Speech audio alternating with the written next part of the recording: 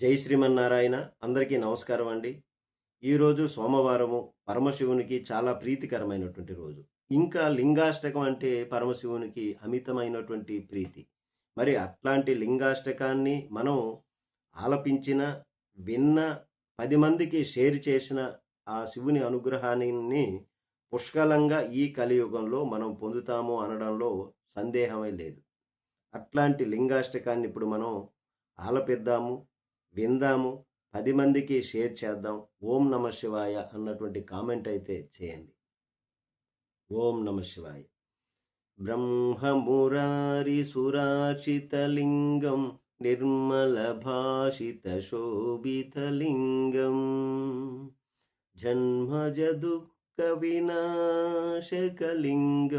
తత్ప్రణమామి సదా శివలింగం.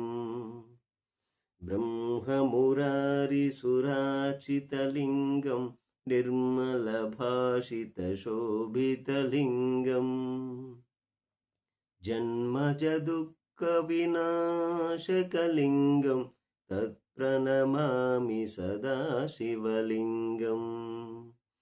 దేవముని ప్రవరాచితలింగం కామదహన కరుణాకరలింగం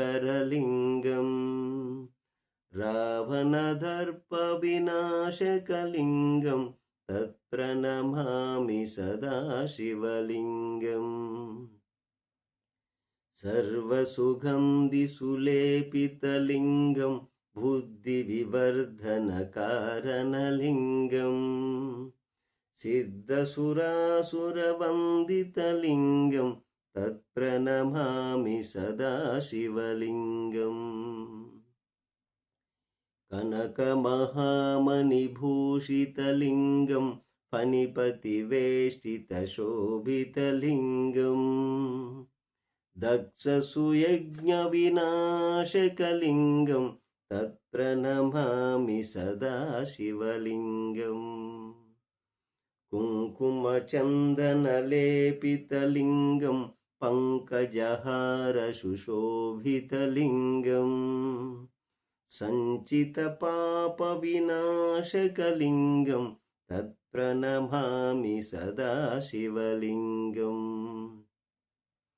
దేవగణాచిత సేవితలింగం భావైర్భక్తిభిరేవ చ లింగం దినకరకోటి ప్రభాకరలింగం తత్ప్రణమామి సదా శివలింగం.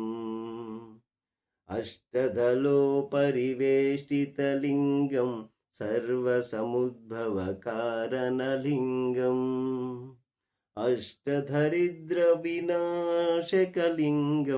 తత్ప్రణమామి సదా శివలింగం. సురగురు సురవర పూజితలింగం సురవన పుష్ప సదాచితలింగం పరమపదం పరమాత్మకలింగం తత్ప్రణమామి సదా శివలింగం. లింగాష్టకమిదం పుణ్యం యః పఠేత్ శివ సన్నిధౌ శివలోకమవాప్నోతి శివేన సహ మోదతే. ఓం నమ శివాయ.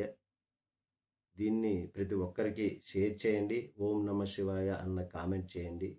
ఛానల్ని సబ్స్క్రైబ్ చేయకపోతే సబ్స్క్రైబ్ చేయండి. ఇట్లాంటి వీడియోలు వచ్చేలాగా సపోర్ట్ చేయండి. ఓం నమ శివాయ.